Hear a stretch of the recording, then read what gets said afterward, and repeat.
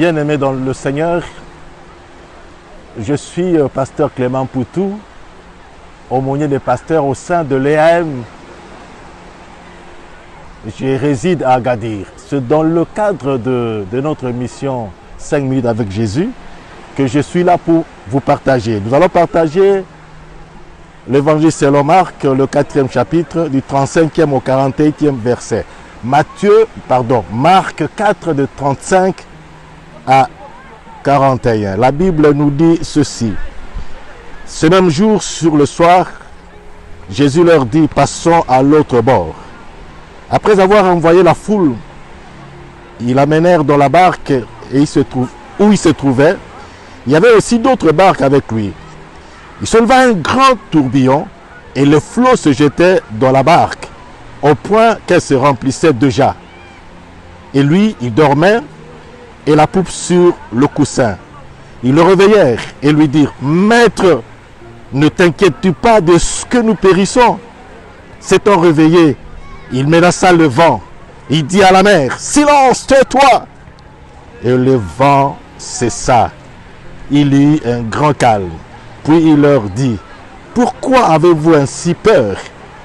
Comment n'avez-vous point de foi ?» Ils furent saisis d'une grande frayeur et ils se dirent les uns aux autres, « Quel est donc celui-ci à qui obéissent même les vents ?» Heureux êtes-vous parce que vous avez écouté cette parole, mais vous serez très heureux si, en l'écoutant, vous la gardez et aussi vous la vivez. Frères et sœurs dans le Seigneur, nous connaissons beaucoup de péricopes dans la Bible qui parlent de la tempête apaisée. Ici, ce n'est pas une rébellion. Les disciples ne s'étaient pas rébellés, mais sur l'instruction du maître, ils sont partis. Mais malgré cela, il y avait la tempête. Ils ont eu peur. Et ils ont réveillé Christ. Après avoir calmé la tempête, calmé la mer, il a dit, mais pourquoi avez-vous eu peur? Il n'a pas parlé de la tempête, mais il a plutôt parlé des apôtres. Bien-aimés dans le Seigneur, ce que je vais dire aujourd'hui, c'est que le monde ressemble à ce que les apôtres ont vécu. La tempête. Nous avons des tempêtes. Tout le temps. C'est comme ici dans l'océan Atlantique. Et à un certain moment, ça peut ressembler être calme. Mais il y a des fois où il y a vraiment la tempête. Il y a des tempêtes. Et c'est ça, la vie ici au monde. Et le langage, l'information que le monde nous donne, c'est que vous êtes en danger. Même quand vous voulez oublier, vous montez dans un avion et dès que vous y arrivez, on vous annonce qu'il peut y avoir un problème. Alors en ce moment-là, vous devez tirer les masques qui vont tomber, mettez dans votre bouche pour respirer normalement. C'est pour vous dire que vous êtes en danger. On vous montre les issues de sécurité pour dire que vous êtes en danger. Vous êtes dans un hôtel, vous avez bien payé, vous dites je vais bien dormir, mais on vous montre les issues de secours. C'est pour dire qu'il peut y avoir un incendie. Vous montez sur une moto, on vous prévient d'avoir un casque. Tout cela, c'est pour dire qu'il y a le danger. Les dangers sont partout. Vous voulez prendre, par exemple, un bateau, il y a le sauvetage. C'est pour dire qu'il peut y avoir naufrage. Bien-aimés, le monde ne nous sécurise pas. C'est pourquoi nous voulons vous dire que la sécurité est en Christ.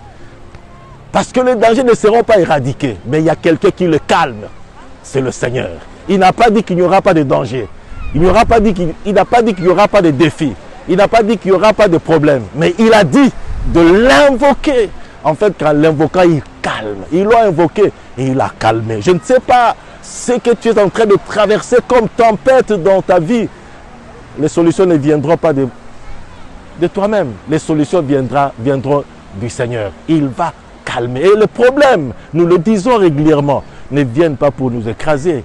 Ils viennent et ils vont venir pour que Dieu se manifeste et que nous sachions qu'il est le véritable Dieu. Parce que régulièrement, sans problème parfois, on peut oublier Dieu. C'est quand le problème vient et quand il arrive à les résoudre que nous connaissons qu'il est ce Dieu, qu'il est le véritable Dieu. Les tempêtes viendront. Les montagnes sont là, les problèmes sont là. Mais confiez-vous au Seigneur. Parce que Jésus-Christ ici, il ne reproche pas la nature à cause de la tempête. Il reproche plutôt les disciples. Pourquoi vous n'avez pas eu la foi?